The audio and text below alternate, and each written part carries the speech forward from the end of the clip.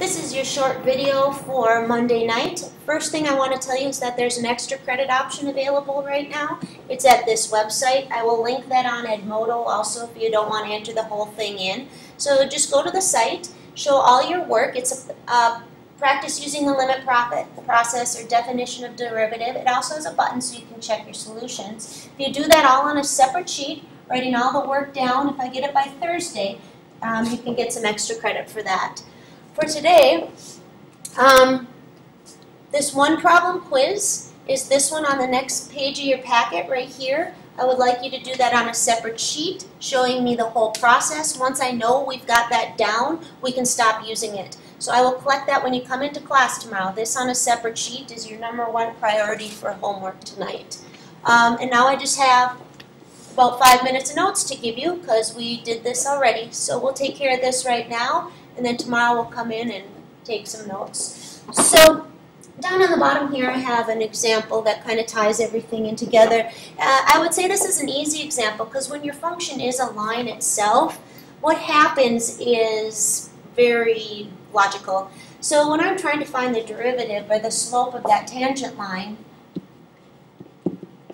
and I'm given a line itself, well, at any point on the line, the tangent line falls right on it. So my slope is going to match. So I know when I do this using that limit process, I'm going to get 3/2. But you should know the process anyway, so we're going to go through it. So for part A, when I'm looking for that limit, or that derivative, remember that's my limit, as my delta x or my h approaches 0, of g of x plus h, where the y is now, versus where it used to be, change in y, over change in x, and remember where the x is now minus where it used to be just gives me that h. So I'm going to go calculate this. I do drop my limits for a while with these, and it's okay if you do. Just put them back in at the end.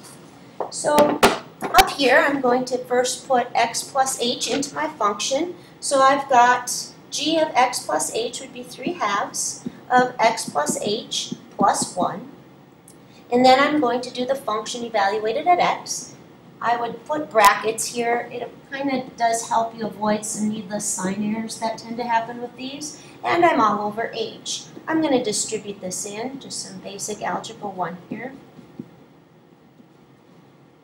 And then I'm going to distribute this in also. Keep in the back of your mind, your goal is always to get h to cancel. And if your algebra is solid, it always does. All this cancels out on here, and I get 3/2 h over h, and I can see the h's are going to cancel also. So I end up with my limit as h approaches 0 of just 3/2. Everything else went, and the limit of a constant is the constant itself. So right here is the slope of my tangent line, which leads me to part B.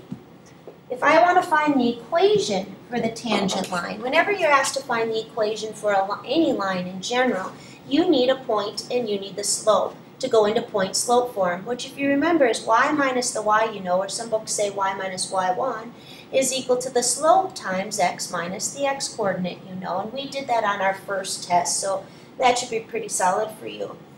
Well, I actually know an x-coordinate of my tangent line, and I know a y-coordinate. And I just found in part A that the slope was 3/2. So I've got everything I need. I've got y minus a -2 is equal to the slope of the tangent line, that derivative, which we just found in part A, times x minus a -2, which makes x plus 2. By the way, this is a perfectly okay form to leave your answer in. The AP graders actually prefer on free response if you do not simplify any farther, just to avoid mistakes and avoid them having to read things in various forms of simplification. However, because I'm going to ask you to graph it in part C, I am going to subtract that 2 off right here. I really, for graphing purposes, don't even need to clean that up anymore. So right here is the equation for my tangent line to the graph at -2, -2. For part C, verifying graphically, this one, you know, is kind of a straightforward one, and you should know what's going to happen here, but I'm going to bring my calculator up anyway, just for the heck of it.